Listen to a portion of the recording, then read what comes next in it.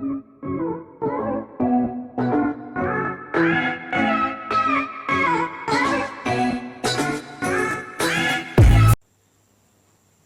Friends, welcome on our channel desktop topper. तो जैसे कि हेडिंग दिख रही है, कैलकुलेशन ऑफ एम्पेरिकल फार्मूला। तो एम्पेरिकल फार्मूला होता क्या है पहले ये जान लें हम। तो एम्पेरिकल फार्मूला अगर कोई पूछे एम्पेरिकल फार्मूला क्या होता है तो हम उसे क्या बताएंगे। अगर नॉर्मल सिंपल सी भाषा में बताना जाए तो कि ये एक एम्पेरिकल फार्मूला जो होता है कंपाउंड का ऐसा सिंपलेस्ट फार्मूला होता है जो एटम्स जो किसी मॉलिक्यूल के अंदर कितने नंबर एटम्स हैं, कितने एटम्स हैं उनके नंबर को बताता है। ठीक है, तो ये जो होता है ये परसेंटेज पे के बेस पे होता है, परसेंटेज कंपोजिशन पे होता है कंपाउंड के। तो हम इसकी पहले अगर डेफिनेशन लिखते हैं तो the empirical formula is of a compound is the simplest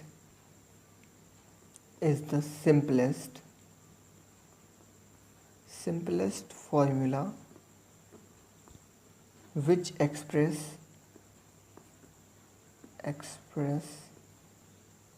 the relative number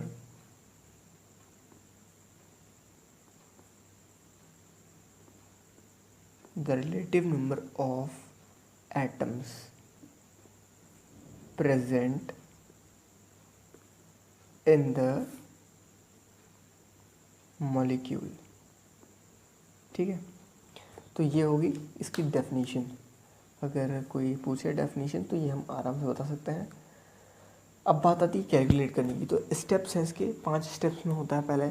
पहले तो हम परसेंटेज कैलकुलेट करते हैं किसी कंपाउंड में, किसी उसकी पर्टिकुलर एलिमेंट की।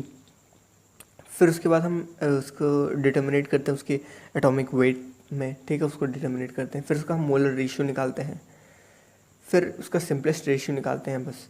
तो जैसे कि अब हम बात कर रहे हैं, एक क्वेश्चन हम रखते हैं आपके सामने, जैसे कि एन ऑर्गेनिक कंपाउंड। एक ये क्वेश्चन है, एक ऐसा ही क्वेरी कि अगर कोई कंपाउंड है, एक ऑर्गेनिक कंपाउंड है जिसका कार्बन जिसमें 40% है। ठीक है, जिसमें कार्बन 40% है और हाइड्रोजन है 6.66%। ठीक है, तो अब हमको इसका एम्पेरिकल फार्मूला बताना है कि क्या होगा। तो इसका एम्पेरिकल फार्मूला क्या होगा, कैलकुलेट करके कोई बता सकता है इसका एम्पेरिकल फार्मूला क्या होगा। तो अब निकालना कैसे है वो भी बताते हैं। तो जैसे कि कार्बन दिया हुआ है कितना 40% कार्बन है और हाइड्रोजन है 6.66%। तो हम एक टेबल बनाते हैं जिसमें लिखेंगे एलिमेंट। ये नॉर्मल है, मतलब आप रफ पेज पे करिएगा क्योंकि बहुत ही नॉर्मल क्वेश्चन होगा। अगर आएगा भी जेई मेंस या फिर आपके एग्ज़ाम्स में तो एटॉमिक वेट, फिर यहाँ पर मोलर रेशियो और यहाँ पर सिंपलेस्ट रेशियो। ठीक है, तो हम ऐसे लाइन खींच रहे हैं नॉर्मली। तो अब हम कार्बन की बात करते हैं। तो कार्बन में परसेंटेज है 40 और इसका एटॉमिक वेट 12 कार्बन का।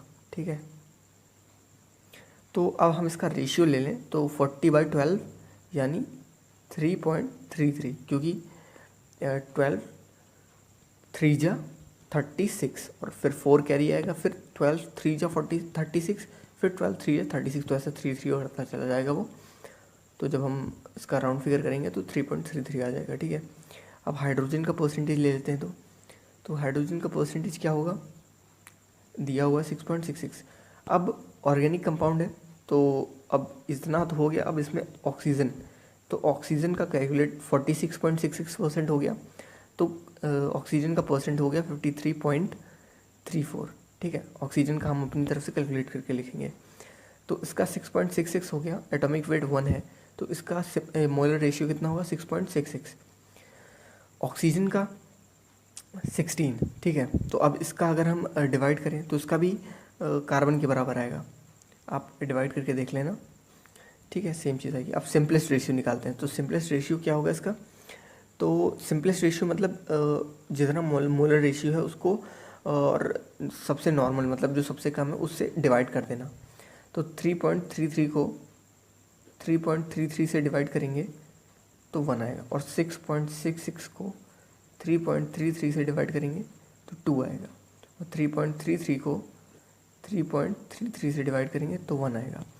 तो अब यहाँ पर हम अगर शॉर्ट फॉर्म में लिखते हैं, मतलब एक कंक्लूजन टाइप से आएगा, तो यहाँ पे हम डायरेक्ट एम्पेरिकल फॉर्म में लिखेंगे। एम्पेरिकल फॉर्मूला, एम्पेरिकल फॉर्मूला क्या होगा इसका, तो कार्बन है 1, हाइड्रोजन है 2, ऑक्सीजन है 1, तो ये CH2O हो गया। तो ये हो गया।